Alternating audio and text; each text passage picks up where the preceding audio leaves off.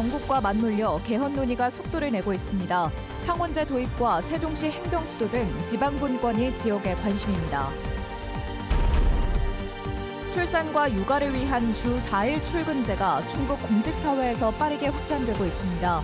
충청북도에 이어 청주시도 전격 도입했습니다. 겨울철 캠핑 필수 장비인 휴대용 가스 경보기의 성능이 일부 미흡한 것으로 확인돼 한국소비자원이 판매 중단과 품질 개선을 요구했습니다. 여러분 안녕하십니까? 뉴스데스크 충북 소식입니다. 대통령 탄핵 정국에 이제는 정말 개헌을 해야 한다는 목소리가 본물을 이루고 있는데요. 특히 지역을 대표할 상원을 도입하자는 요구도 전면에 떠오르고 있습니다. 대통령실을 용산이 아닌 세종시로 옮겨야 한다는 주장까지 나오면서 지방 분권형 개헌이 실현될지 관심이 쏠리고 있습니다. 이병선 기자가 보도합니다. 이시종 전 충북지사가 재임 당시부터 꾸준히 주장해온 상원제 도입은 지역의 목소리를 대변할 국회의원을 따로 뽑자는 것입니다. 인구 비례로 선출하는 기존의 단원제 국회로는 수도권 초집중, 일극화를 막는데 한계가 있기 때문입니다. 지방을 대변할 보루가 국회에 중앙정부에 아무 데도 없는 것이 문제입니다. 수단이 필요한데 그 수단이 저는 상원제다. 17개 시도 동수로 상원을 구성하면 여야의 대립, 사회 갈등을 조정하는 것은 물론 예산과 법률의 제의 기능도 갖게 됩니다. 하지만 실현 가능성에 있어 회의적인 시각이 많았던 것도 사실인데 최근 탄핵 정국을 거치며 상황이 급변하고 있습니다. 이미 개헌 특위를 구성한 국민의힘에서는 상원제 도입의 필요성을 공개적으로 언급하고 있습니다. 지방 소멸의 시대가 되고 있는데 수도권 중심으로 또 운영이 되고 있습니다. 이걸 해소하기 위해서는 상원제를 이제 도입을 해야 된다 생각합니다. 지금은 탄핵에 집중할 시점이라며 한 발 물러서 있는 민주당도 탄핵 심판 이후에는 공론화의 장으로 나올 가능성이 높습니다.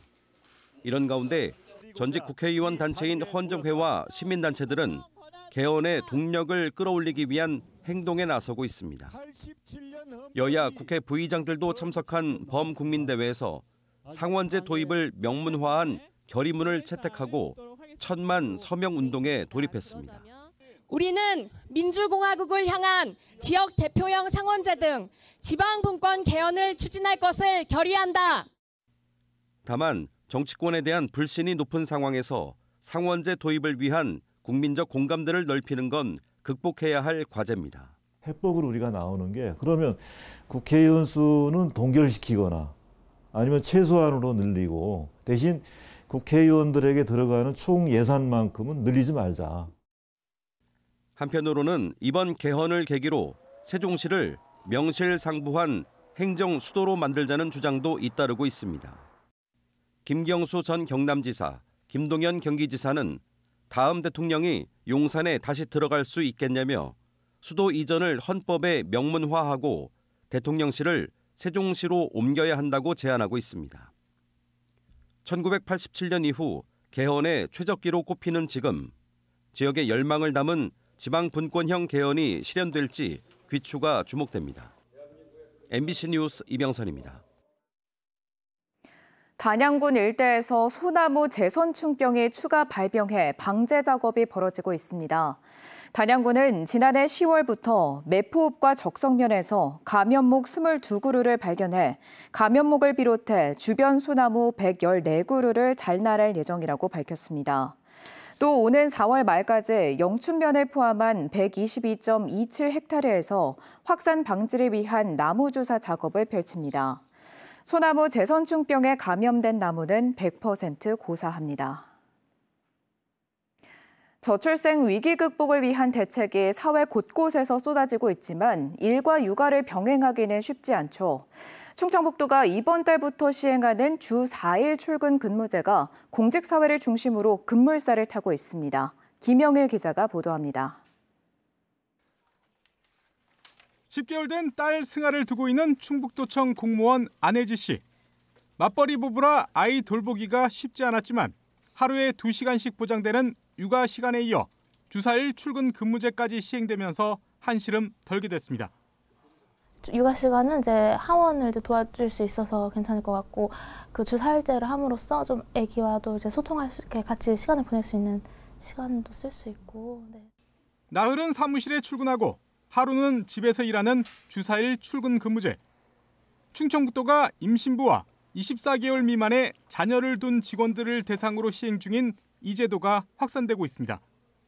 청주시도 이번 달부터 주일에 재택근무 보장을 내용으로 하는 맞춤형 근무제를 시행하기로 한 겁니다. 아무래도 임신하게 되면 입덧도 생기고 컨디션이 안 좋은 경우가 많은데 이렇게 제도가 마련이 되면 눈치 안 보고 편하게 사용할 수 있어서.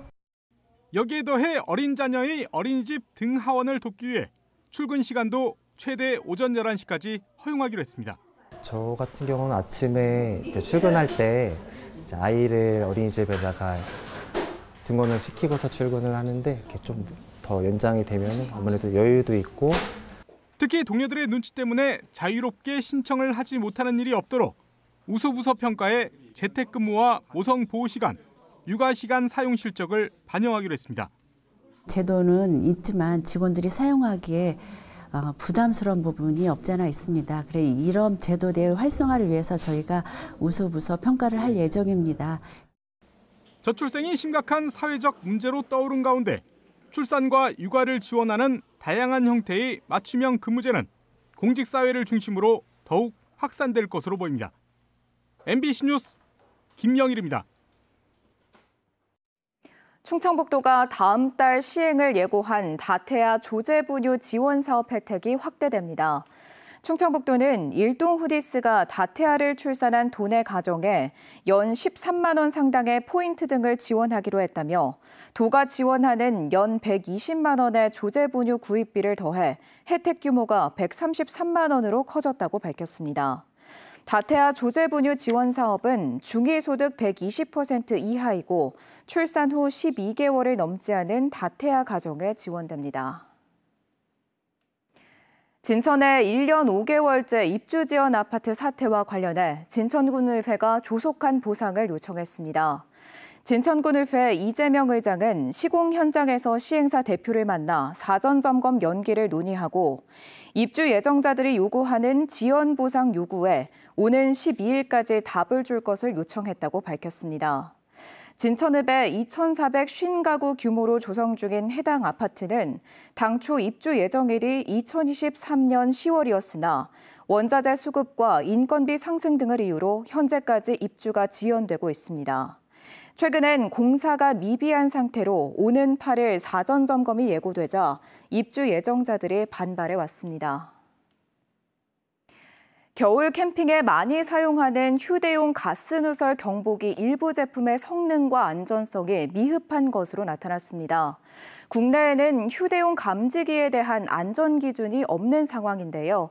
관련 소식 허지희 기자가 보도합니다. 겨울 캠핑에 많이 사용하는 휴대용 난로와 온수매트, 밀폐된 텐트에서 등유나 부탄캔 등을 연료로 사용하면 순식간에 일산화탄소가 치솟습니다. 일산화탄소는 1600ppm 농도에 2시간 이상 노출 시 사망에 이를 수 있는데 냄새와 색이 없어 침묵의 살인자로도 불립니다.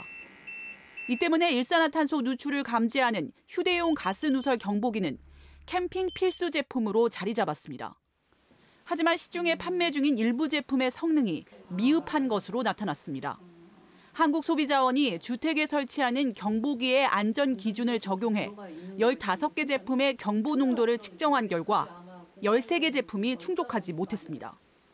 이들 제품은 1단계인 55ppm과 2단계인 110ppm 농도에서 작동하지 않거나 빠르게 작동했고 이 가운데 4개 제품은 일산화탄소 농도가 330ppm까지 치솟아도 감지하지 못했습니다. 그나마 적합 2개 제품 가운데 1개 제품은 내충격 시험을 통과하지 못했습니다. 또 4개 제품의 경보 음량은 54에서 65dB 수준으로 음량 준용 기준인 70dB를 넘지 않았습니다.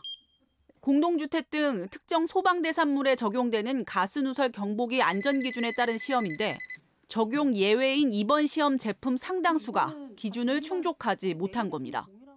위험 요소의 심각성을 고려할 때 우리나라도 캠핑용 가스누설 경보기의 안전 기준을 마련할 필요가 있습니다.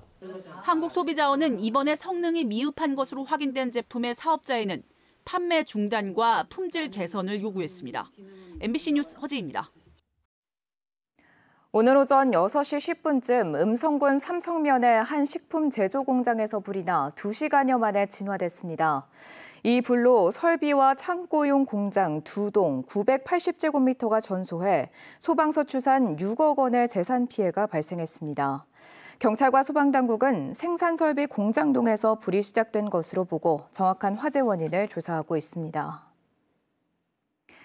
충청북도의 1회 추경 예산안에 이른바 김영환표 사업들이 대거 포함되고 지방채 407억 원 발행이 담긴 것과 관련해 시민사회가 예산 심사를 맡은 충북도의회에 견제를 촉구했습니다.